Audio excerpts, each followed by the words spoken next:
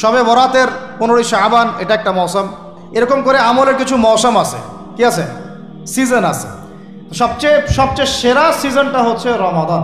আমরা এখন শাবান মাসে আছি। কোন মাসে? নবী সাল্লাল্লাহু আলাইহি ওয়াসাল্লাম শাবান, রজব এগুলোর চাঁদ দেখলে একটা দোয়া পড়তেন। তিনি বলতেন আল্লাহুম্মা বারিক লানা, আমার সাথে বলেন আল্লাহুম্মা বারিক লানা ফি রজবিনা ওয়া ফি শাবানিনা ওয়া বাল্লিগনা রমাদানা। অর্থ হচ্ছে, হে আল্লাহ, আপনি আমাদের রজব মাসে বরকত দিন এবং শাবান মাসে বরকত দিন এবং আমাদেরকে রমাদানে পৌঁছে দিন। সুবহানাল্লাহ। মুমিনের জীবনে যতগুলো ইবাদতের মৌসুম আছে তার মধ্যে সবচেয়ে শ্রেষ্ঠ মৌসুম হচ্ছে রমাদান। সবচেয়ে শ্রেষ্ঠ মৌসুম কি? এই কারণে সাহাবায়ে কেরাম রাদিয়াল্লাহু আনহুম আজমাইন শাবান মাস থেকেই, বরং তার চেয়ে আগ থেকেই, রজব থেকেই, শাবান থেকেই রমাদানের প্রস্তুতি গ্রহণ করতেন। কি করতেন? কোন মাসের? কেন করতেন আমি একটু বুঝাই, আমার সাথে বুঝেন। আমাদের এই উম্মতের গড় আয়ু বনু ইসরাইলদের মতো না। আমরা কি 500, 600, 1000 বছর বাঁচব? না, গড় আয়ু এই উম্মতের কম। এই কারণে আল্লাহ রাব্বুল আলামিন আমাদেরকে এই ইবাদত করার জন্যে অল্প সময়ে অল্প ইবাদতে যেন আমরা বেশি বেশি নেকি পাই, ফজিলত অর্জন করতে পারি, এই কারণে আল্লাহ রাব্বুল আলামিন আমাদেরকে কিছু মৌসুম দিয়েছেন, ইবাদতের কি মৌসুম। আর আল্লাহ পাক আমাদেরকে পাঠিয়েছেনই পৃথিবীতে তার ইবাদত করার জন্য। যেমন আল্লাহ পাক কি বলেছেন সূরা জারিয়াতের 56 নম্বর আয়াতে আল্লাহ পাক বলেছেন যে ওয়ামা খালাকতুল জিন্না ওয়াল ইনসা ইল্লা লিয়াবুদুন, আমি জিন জাতি আর মানব জাতিকে শুধুমাত্র আমার ইবাদত করার জন্যই সৃষ্টি করেছি। তাই না? আমাদের দুনিয়াতে আসার অন্য কোনো কারণ আছে? না। এখন আল্লাহ পাকের ইবাদত কি সবাই সমান করতে পারবে? উত্তর হচ্ছে না। আল্লাহ পাক বলছেন সূরা মুলকের মধ্যে গিয়ে বলছেন 2 নম্বর আয়াতে, আল্লাযী খালাকাল মাউতা ওয়াল হায়াতা লিয়াবলুয়াকুম আইয়ুকুম আহসানু আমালা। আমরা সবাই এটা তো পড়ি। রাতের বেলা সূরা মুলক পড়েন কে কে? হাত তোলেন। মাশাআল্লাহ, হাত নামান। ফজিলত, রাতের বেলা সূরা মুলক পড়ে ঘুমালে ইনশাআল্লাহ এই চর্চা, এই অভ্যাস, এই সুন্নতের উপর আমল করতে থাকলে আল্লাহ চান তো এই আমলের ওসিলায় আল্লাহ পাক তাকে কবরের আযাব থেকে মুক্ত রাখবেন ইনশাআল্লাহ। তো সূরা মুলকের এই 2 নম্বর আয়াতে আল্লাহ পাক বলেছেন যে তিনি সেই আল্লাহ যিনি মৃত্যু সৃষ্টি করেছেন, জীবন সৃষ্টি করেছেন। কেন দুনিয়াতে পাঠিয়েছেন? কেন? লিয়াবলুয়াকুম আইয়ুকুম আহসানু আমালা। তিনি দেখতে চান তোমাদের মধ্যে আমলে শ্রেষ্ঠকে। কি দেখতে চান? আমলে, এমন না যে আমলে মধ্যমকে, আমলে গতানুগতিককে, এমনটা তিনি দেখতে চান না। ক্লাসে যে ফার্স্ট হয় তার পড়াশোনা, তার পরিশ্রম, আর যে লাস্ট হয় তার পরিশ্রম কি সেম? যে টেনে টুনে পাস করে তার পরিশ্রম কি সেম? তাহলে আমরা বুঝলাম যদি আমাদেরকে ফার্স্ট হতে হয়, সেকেন্ড হতে হয়, থার্ড হতে হয়, টপ 10-এ থাকতে হয়, তাহলে আমাদের পরিশ্রমটাও কি করতে হবে? বেশি করতে হবে। সহজ জিনিস। আল্লাহ পাক এই জন্য আমাদেরকে পৃথিবীতে পাঠিয়েছে। আল্লাহ পাক দেখতে চান না কে জুমার নামাজ পড়ে, কে শুধু ঈদের নামাজ পড়ে, কে শুধু নামাজও পড়ে আবার সুদও খায়, ঠিক আছে, কে আবার নামাজও পড়ে আবার মাদকও খায়, কে এদিকে ইসলামের জন্য মাহফিলের মধ্যে পরিশ্রম করতেছে আবার ওইদিকে মেয়ের সাথে জেনাও করে। আল্লাহ পাক এগুলো দেখতে চান না। আল্লাহ পাক দেখতে চান আমলের মধ্যে শ্রেষ্ঠকে, কে সবচেয়ে ভালো। তো সবচেয়ে ভালো হতে হলে কি ফর্মুলা? পরিশ্রম বেশি করতে হবে, তাই না? পরিশ্রম বেশি করতে হবে, অন্যদের চেয়ে বেশি অ্যাক্টিভ থাকতে হবে, বুঝতে হবে বেশি, কাজ করতে হবে বেশি, ত্যাগ করতে হবে বেশি, সবর করতে হবে বেশি, তাই না? একই বিষয় জীবনে সফল হওয়ার জন্যও, একই বিষয় দুনিয়ায় সফল হওয়ার জন্যও, একই ফিলোসফি পরকালে সফল হওয়ার জন্যও। কথা ঠিক আছে? এখন আমাদের জীবনে একটা গন্তব্য আছে। গন্তব্যটা কি? আমার সাথে বলি জান্নাত। গন্তব্য কি?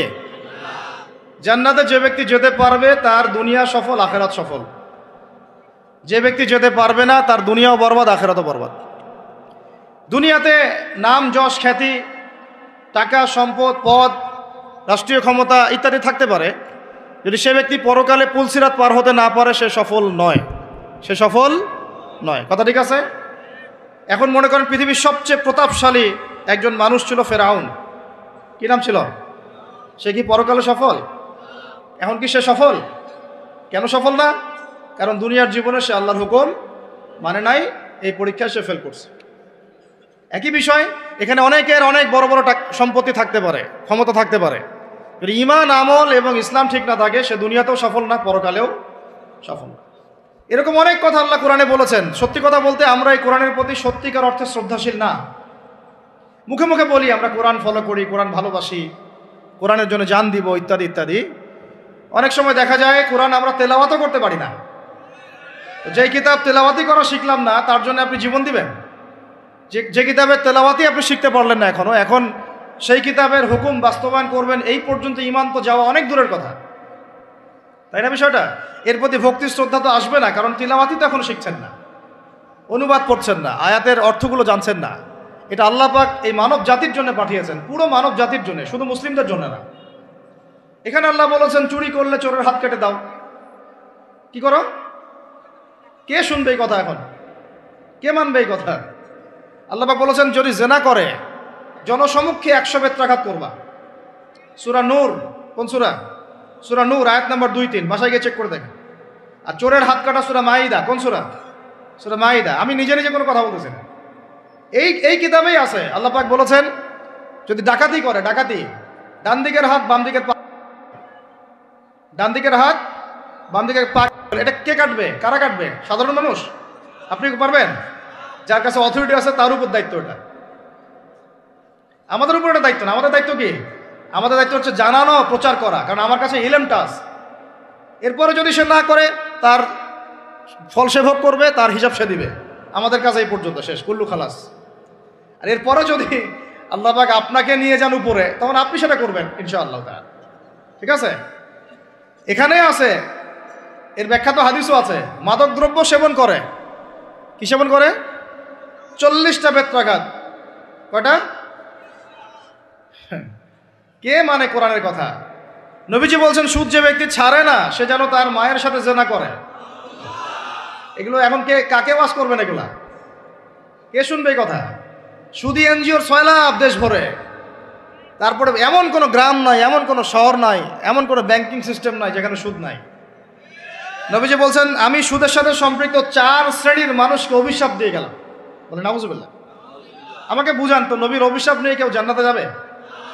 হ্যাঁ, নবী কাউকে সাল্লাল্লাহু আলাইহি ওয়াসাল্লাম যদি কাউকে অভিশাপ দেন ও জান্নাতে যেতে পারবে? এত সহজ? নবীজি বলছেন যে সুদ খায় আমি তাকে অভিশাপ দিলাম, যে সুদ দেয় আমি তাকে অভিশাপ দিচ্ছি।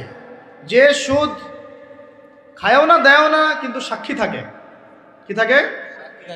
আমি তাকে অভিশাপ দিচ্ছি। আর যে ব্যক্তি সাক্ষীও থাকে না কিন্তু লিখে রাখে, আমি তাকেও।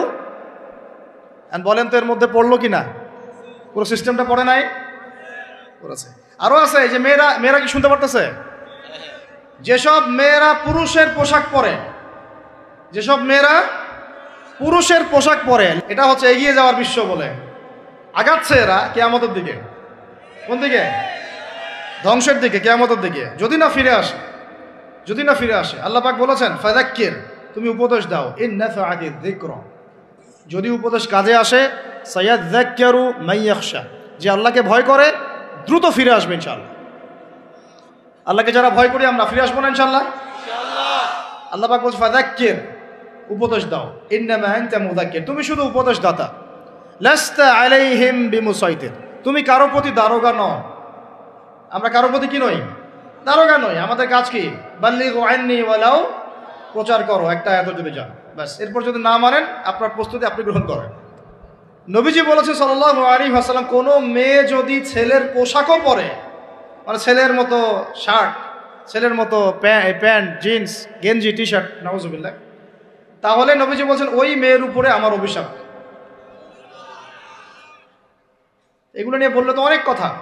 মাদকদ্রব্য প্রস্তুতকারী বা মাদকদ্রব্যের সাথে সংশ্লিষ্ট 10 শ্রেণীর মানুষকে একই পাপের কাতারভুক্ত করা হয়েছে। যে খায়, যে খাওয়ায়, যে পরিবেশন করে, যে বানায়, এভাবে একটা তালিকা আছে। কে বুঝাবে? এখনকার আমাদের সমাজে এগুলো মূল সমস্যা না? এই সমস্যাগুলো হতে পারে কারণ আমরা মানুষ, কবিরা গুনাহ হতে পারে, এর উপর অটল থাকলে পরে আল্লাহর গজব নেমে আসবে। একটা বিষয় খেয়াল করেন না, যে যখন সূর্য ডুবে যায় তখন পাখিগুলো কি করে বলেন? বাসায় ফিরে যায় না? মানে দিন শেষ, সূর্য ডুবে গেছে, এখন বাসায় ফিরতে হবে, তাই না? এভাবে আল্লাহ পাক রমাদান দিয়েছেন আমাদেরকে, কেন জানেন? যাতে এই যে সারা বছর আমরা এদিক ওদিকে ছোটাছুটি করে দূরে সরে গেছি না, এখন কাছে আসো, ঘরে আসো, আল্লাহর কাছে আসো, রমজান মাসে কোথায় আসো? আল্লাহর কাছে আসো। এখন আল্লাহর কাছে আসতে হলে আপনার প্রিপারেশন লাগবে না? আমি আপনাদেরকে আজকে 15টা পয়েন্ট বলবো ইনশাআল্লাহ, বেশি বড় বড় করে না, জাস্ট সংক্ষিপ্ত করে 15টা পয়েন্ট।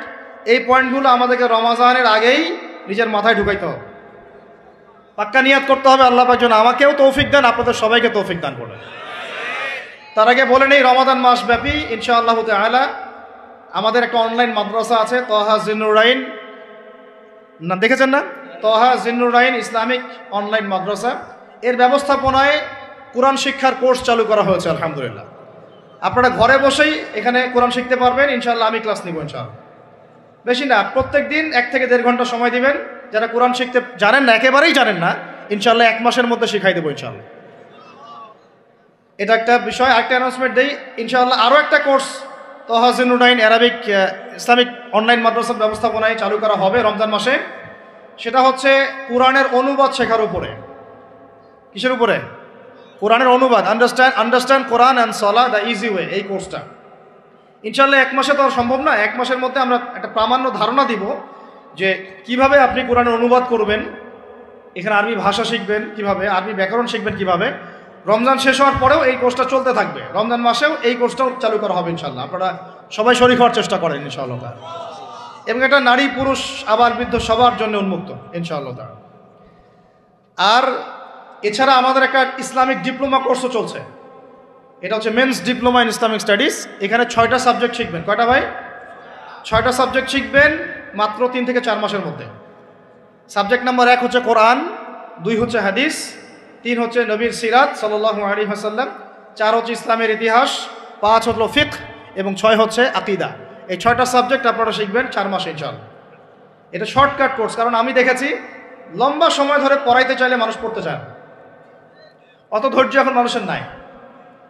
আমি এটা অভিজ্ঞতা থেকে বলছি যে ওয়াজ করেন 2 ঘন্টা বসে থাকবে এখানে, 2 ঘন্টা আপনি কোরআন পড়তে বলেন, পড়তে পারবেন না, ইল্লা মাশাআল্লাহ, ইল্লা মাশাআল্লাহ। 2 ঘন্টাটা বই ধরায় দেন, পড়তে পারবেন। এই কোর্সটা ইনশাআল্লাহ আমরা রমজান মাসেও স্টার্ট করব। আপনারা সবাই শরীক হওয়ার চেষ্টা করেন, আল্লাহ পাক তৌফিক দান করেন। আর এই সেম কোর্সটা মেয়েদের জন্য, women's diploma in Islamic studies, এইটা মহিলাদের জন্য আমরা আমাদের প্রতিষ্ঠান থেকে চালু করেছি, অনলাইন মাদ্রাসা থেকে। এটা নিবেন ইনশাআল্লাহ আমাদের স্ত্রীগণ এবং আরও বরেণ্য যারা আলেমা আছেন, আমাদের মাদ্রাসা শিক্ষিকা, তারা এটা পড়াবেন। মেয়েদেরকে মেয়েরা পড়াবেন, ছেলেরা পড়াবেন ইনশাআল্লাহ, কোনো ফেতনার সুযোগই নাই ইনশাআল্লাহ, ঠিক আছে? আরেকটা অ্যানাউন্সমেন্ট দিয়ে রাখি, এটা প্রস্তুতি নিতে থাকেন, এটা এখন আমি লঞ্চ করি নাই বা চালু করি নাই। রমাদান মাস জুড়ে একটা রেজিস্ট্রেশন চলবে ইনশাআল্লাহ অনলাইনে, যে রমাদানের পরে মাত্র 1 মাসে, কত মাসে? 1 মাসের জন্য আপনাদেরকে নবী সাল্লাল্লাহু আলাইহি ওয়াসাল্লামের জীবনী সিরাতের একটা বই ধরাই দেব। হতে পারে বইটার নাম রাহিকুল মাখতুম অথবা রহমাতুল্লিল আলামিন, অথবা যে কোনো একটা বই, 300 পৃষ্ঠা 400 পৃষ্ঠা। 1 মাস ওই বইটার উপরে ইনশাআল্লাহ আমি আপনাদের ক্লাস নিব ইনশাআল্লাহ, একদিন পর, মানে 15টা ক্লাস আপনারা পাবেন। মাসে কয়টা ক্লাস? 15টা ক্লাস পাবেন ইনশাআল্লাহ। এই 15টা ক্লাস শেষ করার পরে ওই বইয়ের উপরে আপনারা সবাই পরীক্ষা দিবেন, সারা দেশের যত যুবকরা আছেন। পরীক্ষা দেওয়ার পরে যারা টপ 10 হবেন তাদের জন্য মারাত্মক পুরস্কার আছে ইনশাআল্লাহ, মারাত্মক মানে সত্যি মারাত্মক। আর প্রথম 3 জনের জন্য থাকবে ইনশাআল্লাহ তাআলা বাইতুল্লাহ জিয়ারতের তৌফিক। 1 মাস আমার সাথে নবীর জীবনী পড়বেন, পরীক্ষা দিবেন, যদি রিটেন ভাইভা দিয়ে ভালো করতে পারেন, টপ 3 হন, ইনশাআল্লাহ ওমরা করে আসবেন। সমস্যা, আর আমি সাথে যাই বা না যাই, আপনি যাবেন, ওই ব্যবস্থা আমরা করে দেবো ইনশাআল্লাহ। সবসময় তো আর আমরা যেতে পারবো না, আমরা অনেক কাজে ব্যস্ত থাকি। এখন এটা নারী পুরুষ সবার জন্য, আমরা এটা চালু করেছিলাম গত কয়েক মাস আগে। মাশাআল্লাহ এত রেসপন্স পেয়েছি, প্রায় আমার ধারণা প্রায় 3 থেকে 4 হাজার ছাত্রছাত্রী এখানে পড়াশোনা করেছে। তাদের মধ্যে সেরা 20 বাছাই করেছি আমরা। একটা সিরাতের প্রশ্ন করে আটকাইতে পারবেন না ওদেরকে, নবীর জীবনী থেকে যে কোনো প্রশ্ন করেন বলে দিবে খাটাস করে, এত ট্যালেন্টেড। আর এর মধ্যে টপ 10 বের করেছি, আবার সেরা 3ও বের করেছি। মজার বিষয় হচ্ছে সেরা 3 জন আমাদের দিনী বোনদের জন্য বলতেছি, সেরা 3 জন, ফার্স্টও হয়েছে একটা মেয়ে, সেকেন্ডও হয়েছে একটা মেয়ে, থার্ডও হয়েছে একটা মেয়ে। আমরা বিপদে পড়ে গেছি, এদেরকে ওমরা দিব কিভাবে? পরে বললাম যে ঠিক আছে, আপনাদের প্রাইজ মানি প্যাকেজটা আমরা দিয়ে দিব, মাহারামের খরচটা আপনি দেন। আল্লাহ পাকের কি রহমত, 2-1 জনের মাহারাম ছিল না, 2 জনের মাহারাম ছিল না। এদের আবার শুনলাম যে কয়দিন আগে আবার বিয়ে হয়ে গেছে। মাহরম হয়ে গেছে, আল্লাহ পাক রাস্তাও বের করে দিয়েছেন মাশাআল্লাহ। তো যাই হোক, এখন আপনাদেরকে এত কথা বলার উদ্দেশ্য হচ্ছে ভাই শুনেন, একটা মাহফিল করে, একদিনের এক রাতের মাহফিল করে আমরা আল্লাহর জমিনে দিন কায়েম করতে পারবো না। আমাদেরকে দিন প্রতিষ্ঠা করতে হলে সবাইকে পড়াশোনা করতে হবে। আগে লেখাপড়া, আগে কি? এখন আপনাকে বদরের মাঠে আমি যাইতে বলতেছি না।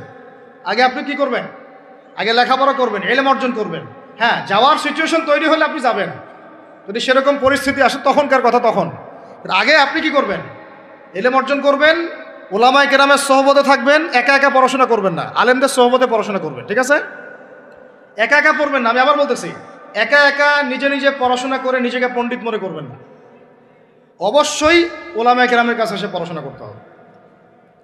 এটা আমি আমার বাস্তব অভিজ্ঞতা থেকে বলতেছি।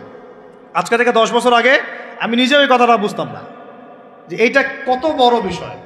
উলামায়ে কেরামের কাছে গেলে আপনি তাজকিয়া পাবেন, আদব শিখবেন, কনস্ট্রাকটিভ সিলেবাসে পড়াশোনা করতে পারবেন। এর পাশাপাশি আপনি অন্যান্য বইপত্র পড়বেন, তখন ইনশাল্লাহ দায়ী আল্লাহ হবেন, আলেম হবেন, হাফেজ হবেন, হ্যাঁ মুফতিও হইতে পারেন ইনশাল্লাহ। আল্লাহ চাইতো আপনি দিনের জন্য অনেক বড় কিছু করতে পারবেন ইনশাল্লাহ। তা আমরা কি, আমাদের কি ঘরে ঘরে একজন করে আলেম দরকার না? দরকার না? ঘরে ঘরে একজন করে আমাদের ইব্রাহিম দরকার না? ঘরে ঘরে একজন ইসমাইল দরকার না? নাকি একজন দুজন দিয়ে জাতি মুক্তি পাবে? পাবে না ভাই, সবাই মিলে জাতি গঠন করতে হবে। আল্লাহ পাক তৌফিক দান করেন। তো আমি যেটা বলছিলাম ভাই, আমাদের আগে ইলম শিখতে হবে, আমল বাড়াইতে হবে, উলামায়ে কেরামের সোহবত লাগবে, আর রিজিক হালাল করতে হবে। কি করতে হবে? কোন অবস্থায় সুদ ঘুষ হারাম দুর্নীতির সামনেও যাবেন, যদি যান আপনি পরকালে পস্তাবেন। আর কিচ্ছু বলার নেই আমার।